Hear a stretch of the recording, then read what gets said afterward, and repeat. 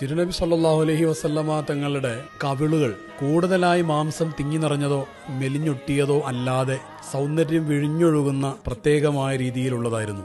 അലി ഇബ്നു അബി ത്വാലിബ് റളിയല്ലാഹു അൻഹു പറഞ്ഞു, കാന റസൂലുള്ളാഹി സ്വല്ലല്ലാഹു അലൈഹി വസല്ലം സഹലൽ ഖദ്ദി, നബി സല്ലല്ലാഹു അലൈഹി വസല്ലം തങ്ങളുടെ കവിൾ തടം സോഫ്റ്റ് ആയിട്ടുള്ളതായിരുന്നു എന്ന്. അബൂ ഹുറൈറ റളിയല്ലാഹു അൻഹു ഒരിക്കൽ പറഞ്ഞു, കാന റസൂലുള്ളാഹി സ്വല്ലല്ലാഹു അലൈഹി വസല്ലം അബിയദൽ ഖദ്ദൈനി, നബി സല്ലല്ലാഹു അലൈഹി വസല്ലം തങ്ങളുടെ കവിൾ തടങ്ങൾ നല്ല വെളുപ്പ് നിറമുള്ളതായിരുന്നു. സൗന്ദര്യത്തിന്റെ എല്ലാ ഭാവങ്ങളും സമ്മേളിച്ച മുഖഭാവമായിരുന്നു. പരന്നതാണ്, അതോടൊപ്പം സോഫ്റ്റാണ്, പ്രകാശ സമാനമാണ്.